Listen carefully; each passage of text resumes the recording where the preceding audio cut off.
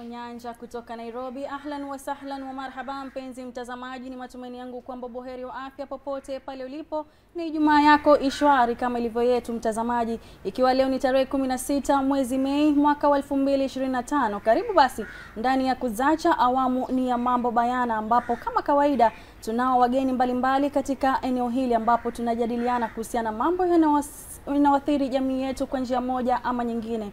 Mtazamaji, hivi sasa ni mwezi ambao ni wahamasisho wa tatizo la afya ya akili, na tafiti zinaonyesha kwamba hapa mjini Mombasa watu wengi hugeukia uraibu wa mihadarati baada ya kukumbwa na tatizo hili.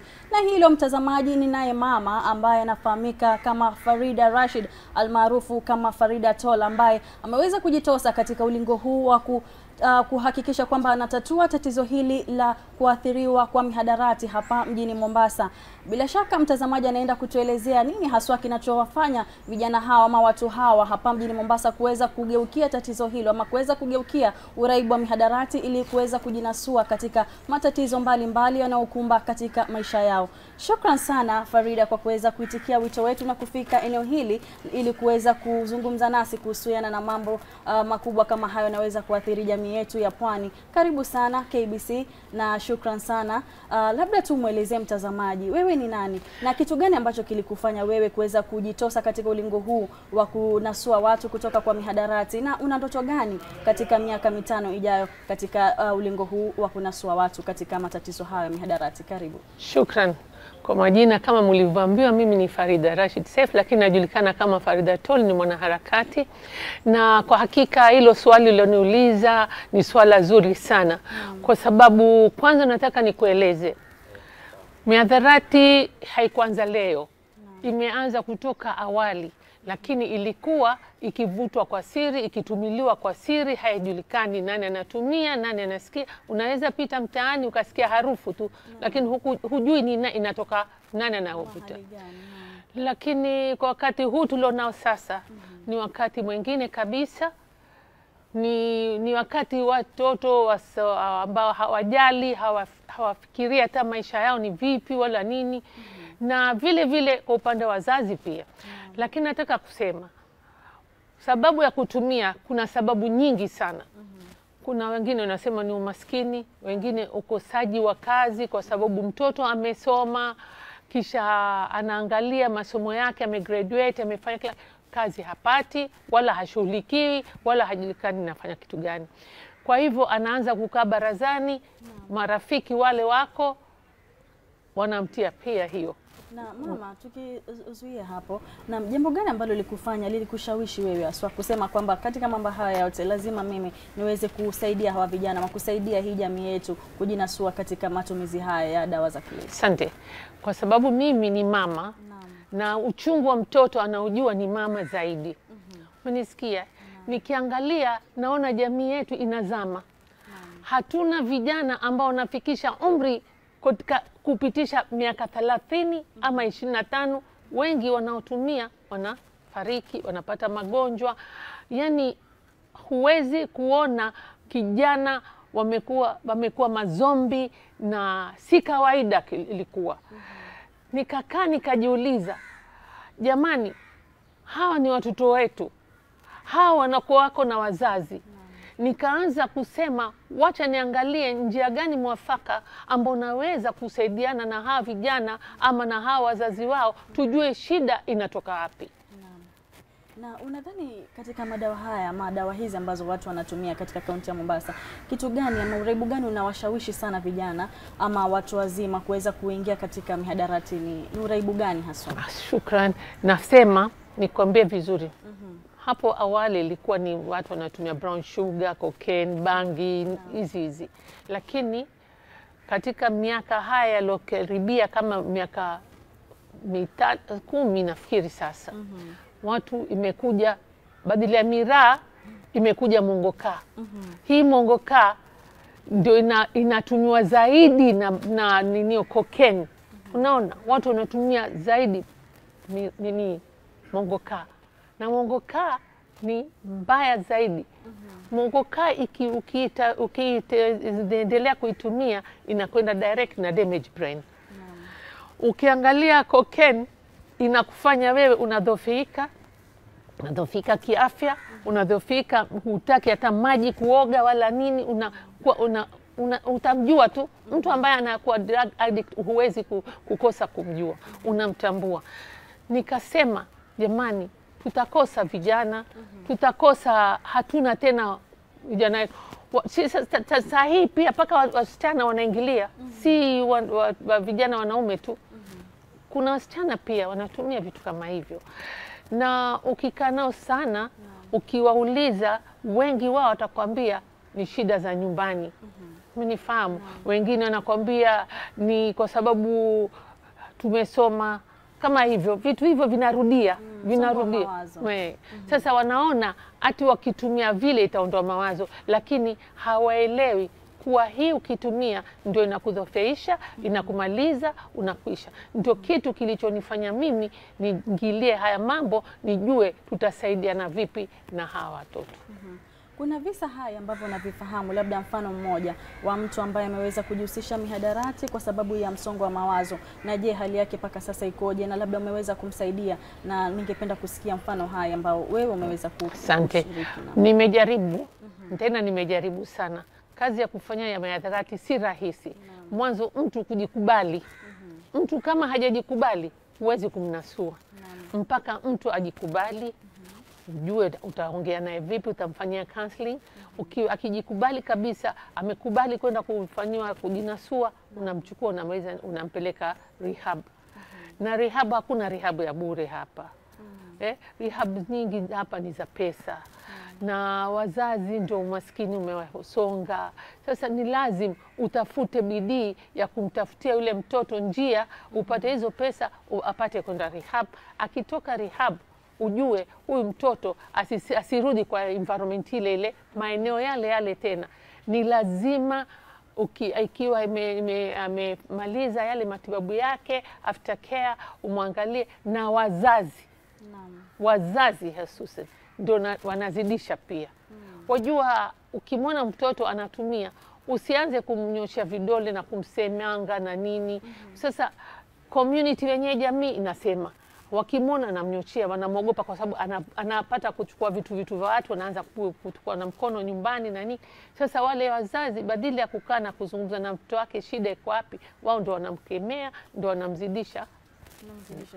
Na kama ulivyotuambia Farida, kwamba hapa mjini Mombasa vijana wengi ambao si watu wazima sana wanaweza kutopea katika maradhi haya ama katika uraibu huu. Je, unadhani elimu ya kutosha inatolewa katika shule zetu kuhakikisha kwamba vijana hawa hawezi kujiingiza katika maradhi yale, na unadhani kitu gani ambacho serikali wanafaa wafanye zaidi kule mashuleni ili kuhakikisha kwamba janga hili linaweza kutokomezwa? Well, kuna organization fulani kama yangu ya Kenya Muslim Women Alliance, tunajaribu, tunakwenda na kada pia wanajaribu na kwenda mashule. Lakini nikwambie kweli, problem zaidi nitaangushia kwa upande wa serikali. Kwa sababu serikali ndio macho yetu. Hivi vitu havitoki hapa, havimei hapa, vinaingia vipi? Umenifahamu? Nashukuru saa hii wanafanya bidii, lakini bado kuna borders. Watu hawa wanapita vipi? Hizi muhimu tutaka tujue. Hivi vitu haviwezi kupunguza idadi ya watoto kutumia, mpaka serikali itilie mkazo, community itilie mkazo, jamii lazima, kwa sababu jamii ndio kitu kikubwa sana. Sasa Farida peke yake hawezi kupigana na jangwa hili. Jangwa hili si jangwa la kuchezewa. Hili ni jangwa kubwa. Unapigana na wale big fish. Huwezi, huwajui ni kina nani. Huwezi kutaja. Ukitaja labda ni makosa, labda ni maagent tu, wale wenyewe wenye kuleta ni nani?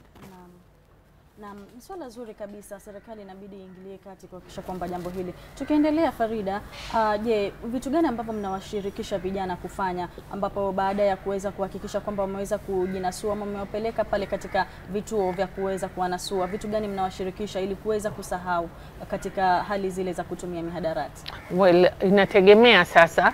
Kijana mwenyewe ana hamu gani na nia gani anataka kufanya ile kazi yake. Kama ni mwingine wengi wanasema, mother, tukirudi kule tutachukuliwa tu, tutarudi tena, maisha ni yale yale. Kwa nini utufanyii bidii tukatoka nje nini? Sasa kutoka nje pia si rahisi, huwezi kuwachukua wote, na ni lazima ushirikiano na wazazi. Wazazi wajikubali, tukubali, tujue tutasaidiana vipi na yule kijana. Lakini muhimu sana sisi tunawashirikisha, wakiwacha wasirudi pale barazani tena, wajicommit na mambo ya kujishughulisha, kama ni kazi za kuuza maji, kama ni kazi zozote za mkono, waende training, wafundishwe, shaona, ili wasipate ile nafasi ya kukaa pale. Wakirudi nyumbani wamekuwa wamechoka, waangalie na wakiwa wanapata income yoyote, na hakika hawawezi kurudi hapo tena.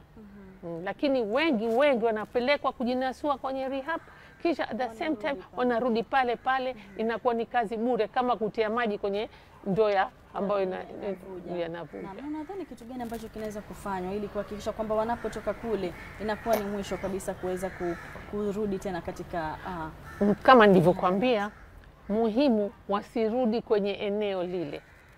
Yule kijana kama yuko rehab miezi 3 ama miezi 4, katika miezi 4 yale, umenisikia, unamshughulikia, unajua huyu kijana ana passport, ana nini, unamfanyia njia atoke, aende nchi kando, aone mabadiliko, aone kuwa kuna kitu gani mimi ndi kwa macho yangu yamekuwa kwenye giza bila kutumia madawa. Yes. Naam.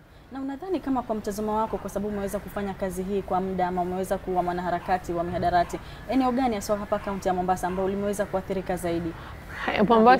Mombasa eneo lililoathirika zaidi ni Kisauni kule Magodoroni, na Old Town na Majengo. Na unadhani ni kwa nini eneo hizo ndo zimeathirika zaidi? Ndio nasema kama hivyo, watoto wamekwenda kusoma, lakini wengine walikuwa hawasomi, wamekimbia. Hakuna ile ushirikiano na wazazi. Labda wazazi ni mmoja, ni mama bila baba, ama ni baba amechukua anampeleka kwa mama wa kambu. Hawajui kutizama wale watoto vizuri, hawataki kuendelea na masomo yao, wanaona afadhali waingilie usharati. Ndio haya mapanga na nini nakuja kwa sababu ya mambo kama haya. Na kama ulivyosema mama kwamba haya mambo ya kwamba kuleta mambo ya visa, mambo ya ukosefu wa usalama pia yanahusiana na matumizi ya mihadarati. Unajaribu kusema kwamba vijana wengi ambao wanajihusisha katika visa hivi wanatumia mihadarati kwa njia moja ama nyingine. Naam. Na pindi wanapopelekwa pale gerezani, je, unadhani kwamba serikali pia inachukua uwezo wake wa kuhakikisha kwamba wale wanaadhibiwa vya kutosha, kuhakikisha kwamba wakitoka pale wanapata funzo la kudumu kwamba hawezi tena kufanya jambo hilo? Mimi nasema hivi, nataka kuchukua nafasi hii ya kukueleza vizuri mami. Nakwambia huyu kijana ambaye anatumia mhadharati ni ugonjwa ule. Sasa unamshika kijana yule, unampeleka gerezani, kule gerezani ndio unamtia nguvu, akenda kule nakutana na wale criminals kabisa. Wajua wanakaa wanaongea, akitoka ashazoea jela, anarudia tena vile vile. Anazidi kwa sharati yani. Badala ya serikali, kitengo hiki cha polisi, wakishika hao vijana kama wanatumia, watafute njia ya kuwapeleka mahali ya kujinasua. Na wawe train wa kuwa wasirudie haya mambo, waangalie watapatiwa kazi gani pia kwenye serikali. Unajua kuna kazi nyingi za mikono, kuna kazi nyingi za kumweka kijana ashughulike, badala ya kumwacha kijana yule azurure barabarani. Kama ulivyosema Farida kwamba serikali inafaa kuingilia kati. Je, kuna ushirikiano kati ya shirika lako ama kazi zako binafsi za wanaharakati na serikali kuhakikisha kwamba mnaungana kusaidia vijana kwa njia moja ama nyingine kujinasua katika matatizo haya? Hakuna kitu kama hicho. Mimi labda nijitolee binafsi. Unakwenda kwa wabunge, unawaambia kwamba hatuna pesa hizo zilizotengwa za kufanya kitu kama hichi. Ambapo unaenda weza kwenda county inacho kitengo cha utetezi wa mihadharati, umenisikia, lakini hawatoi msaada wa kukusaidia kuchukua yule kijana ama kutini. Wao wanataka pesa ziko pale county, ambazo zimetengwa za vijana za kusaidiana kikazi, kunasua, kufanya. Na tuko na rehab ambao ni ya serikali ya Nakada, ambapo hiyo ni wakati mimi nilikuwa mkurugenzi wa kwenye shirika la Nakada, na president alikuja wakati ule, former president Uhuru, akaja Old Town, akazunguka, akaona wale vijana vile wamekuwa mazombi vile, alishtuka kwenye roho yake, akitembea alishtuka sana. Tukamweleza, hawa ni watoto wa maskini, hawa ni watoto wameingia kwenye hili jangwa bila kufahamu. Tunaomba kama tutapatiwa nafasi, tupatie, wapate mahali watengezewe, watengewe, wapate kujinasua kwa upande urahisi. Lakini president alichukua hatua, akaenda akahamisha NYS, akasema pale pawe na rehab itengezwe, ni ya serikali. Rehab ile ilitengenezwa, ilijengwa, tulipata wafadhili also pia kutoka nje, Doha. Na mashallah imejengwa ki zaidi. Baadaye, lakini sasa kupeleka pale mtoto si bure. Imewekwa pesa. Kiwango cha 50,060 chini ya hapo hakuna. Na si ya kwa mwezi, amini miezi moja, miezi mitatu, ambapo mama yule hana uwezo, mtoto yule hana uwezo wa kupelekwa pale, umenifahamu? Lakini imejengwa kitaifa kivizuri, na ina kazi nyingi za wafundishwa za mikono pale na nini. Shikilia hapo mama. Nadhani ni ufisadi ambao umeingia kati na kuweza kufanya eneo lile kuwa kwamba watu wanaweza kulipa, ama ni sawa kulingana vile ilivyojengwa, watu wanafaa kulipa? Ni kwa sababu wamesema kwa kuwalipa chakula wale vijana, chakula lisho. Lakini kuna njia nyingi, kama ukimwona mtoto hana uwezo na ni mgonjwa, amekuwa vile, amekubali kujinasua na amekuja tayari mwenyewe, msaidie. Na hii nilijaribu mimi wakati wangu, tulisaidia wengi, kusema haki ya Mungu tena. Tulisaidia wengi pale. Na nikafurahi kabisa kuona vijana wakitoka pale wanaendelea na mambo mengine mazuri sana. Ya kazi zao za mikono, wanauza maji, wanauza juice, unaona, wanashughulika sana. Lakini nimekaa pale kwa miaka 6, nashukuru. Na nimefanya kazi kubwa sana, Mungu mwenyewe ajua, na jamii wanajua vile nilivyokuwa nawasaidia na watoto wao. Hongera sana mama kwa hilo. Mwenyezi Mungu atakulipa kwa njia yake. Amina. Siku zote mweke Mungu mbele, na njia zinafunguka. Naam, tukiachana na mambo ya serikali kuhusiana na kutatua tatizo hili la mihadarati, je, jamii ina msukumo gani? Unadhani jamii inafaa kucheza part gani kuhakikisha kwamba mihadarati inaweza kutokomea, ama inaweza kusaidiana vipi na wanaharakati kama nyinyi kusaidia hii jamii sababu hawafanyi kuhakikisha kwamba hili janga hili linaweza kutokomea? Na jamii, kitu cha kwanza nailaumu sana jamii. Kwa sababu waweza muona mtu amekaa chini ya dirisha lako, anatumia mihadarati, anatumia nini, na unajua huyu kijana anatumia na ni mkora na ni nini, badili uzungumze naye, unafunga madirisha yako kama hakuna kitu tena. Na wanaogopa kujitokeza kusema, nikisema hawa watanilipiza kisasi. Umenisikia? Ambapo ndio unazidisha yale mambo. Na kisha wao wengi ni kusemana. Hapa kwetu kulaumiana sana, kunyoshana vidole, ambapo yule kijana ambaye ama yule msichana ambaye anatumia, akikuona unamnyoshia hivi, ndio unakuwa adui yake sasa. Sasa pale pia, na ukisema utapeleka polisi report, kuna kitengo cha polisi, ukipeleka polisi wengine wanafanya tega mtumi pale. Wanachukua. Sasa ukienda kusema unatajwa jina lako pale. Sasa wengi wanaogopa kujitokeza. Usalama unawekwa mbele, uhalifu uendelee. Na unadhani tukiendelea kuhofia usalama wetu, jamii yetu inaweza kuendelea ama itaweza kuingia kabisa katika tatizo hili? Na una wito gani kwa wanajamii ama wanafamilia ambao watoto wao wamejitosa katika matumizi haya ya uraibu wa mihadarati? Mimi nataka kusema, wataka wajue kitu kimoja. Ikiwa umeandikia kifo chatoka kwa Mwenyezi Mungu, inatoka na sababu. Naomba jamii wasiogope. Kwa sababu ukiwa unaogopa, unajiharibia wewe na familia yako pia. Manake katika sehemu ile ile mtoto wako anaweza kuingilia pia. Mtoto wa ndugu yako, mtoto yoyote pale anaweza. Kabla haijafikia mbali, okoa jamii kwa sababu ya kushirikiana, kujua watu gani tunashirikiana tujue tutasaidia vipi, kwa sababu tupunguze. Tupunguze. Hatuwezi maliza kabisa, lakini tunaweza kupunguza, tukaleta pale kwa mtaa mwanzo. Mtaa ukisema sisi hatutaki kipande hiki kivutwe sigara, kifanye chochote, tukiona wakaungana, wakasema, wakafukuza wale vijana, wakaangalia atafanya vipi.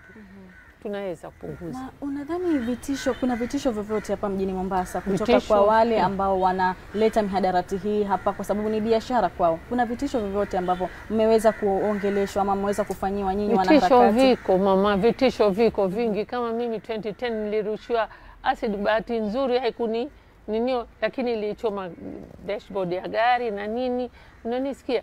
Na ni kwa sababu ulikuwa nazungumza sana wakati ule ndio tunaanza 2010 tunaanza ile harakati na nini, tunakuwa hatuogopi nini.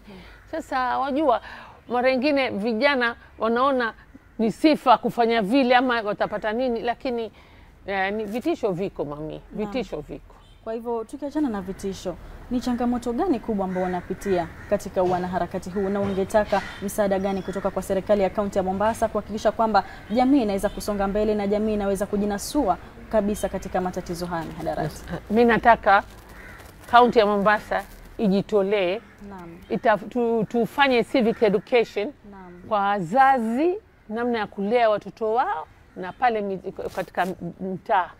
Vipi ni kuishi na watu na vipi kuishi na mtu akinayetumia mihadarati. Umenifahamu? Kama skuli tunaenda, hatujakataa skuli, tutakwenda, lakini pia one on one kwa wazazi. Tukianza wazazi ndio jamii.